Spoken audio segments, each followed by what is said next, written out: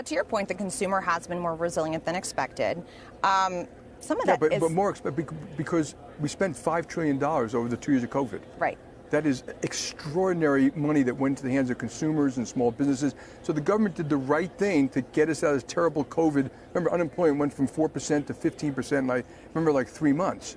But we continue spending and we continue QE for too long. And we're paying a price for that, and hopefully it won't be too big a price. What do you think the price will Well, ultimately I said be? it'll be higher interest rates, and I don't know what it's going to do to the economy.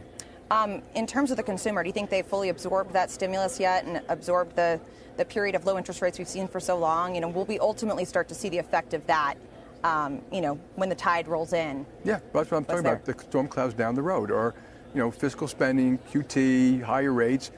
We haven't had the full effect of that yet. I don't know what that's going to do. I don't want to guess about it. I don't know, and I think when people spend their time forecasting the TV, they're mostly wasting their time. Do you think the Fed's done a good job? I think they did a good job early on. I think it's quite obvious there was too much. It wasn't just their job, fiscal spending and monetary spending. I think they took too long. They've kind of said that. They caught up by going to 5%. They made sense to,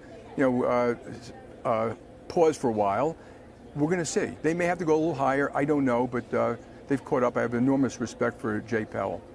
Let's talk about the Fed in terms of regulation. Because last week we saw the Basel III endgame, Basel IV, some people call it increasing capital standards for especially the largest banks. Is there some way someone can actually quiet that group down over there? Okay, yeah, sorry. Is that a metaphor for? What? I don't know. Maybe we can. So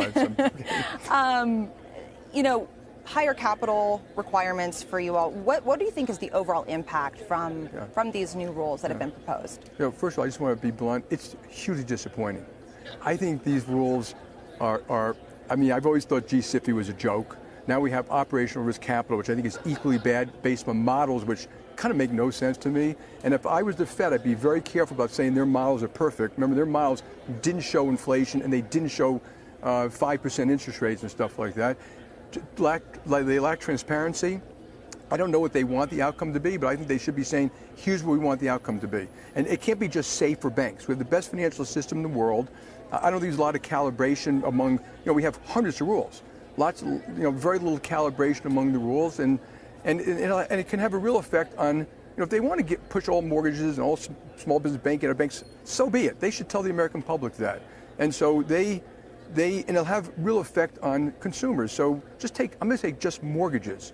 The way that I've read it so far, and more detail to come, it's going to make it much harder to make a small mortgage and a mortgage to a lower FICO person. And I just think that's a huge mistake from a policy point. Now, if that's what they want it to be, so be it. But they should tell the American public, when we do this, it's going to reduce mortgage affordability and raise the cost by X dollars, because that is exactly what it's going to do. And I can say the same thing about small business and a bunch of other impacts. So we're going to adjust to it. I'm not sure it's the right thing for America. And we're still reading all the details. It's 1,000 pages long. I also want to point out it's 10 years after the crisis. Mm-hmm. So this has been going on for a long time. We need certainty, policy. The stress test clearly didn't work. So we do 100 a week. They do 1, and they act like that's the real stress for the company. I'm far more worried about China and cyber than I am about that stress test. And I just think, and the other thing, we don't have many conversations with them anymore. We should be having conversations with our regulators about what we're worried about, what they're worried about. There's almost none of that. So it's both lack of transparency and lack of conversation with real practitioners. A lot of people in ivory towers, a lot of opinions here, they've never been in the real world. I'd like to see them get in the boxing ring one day.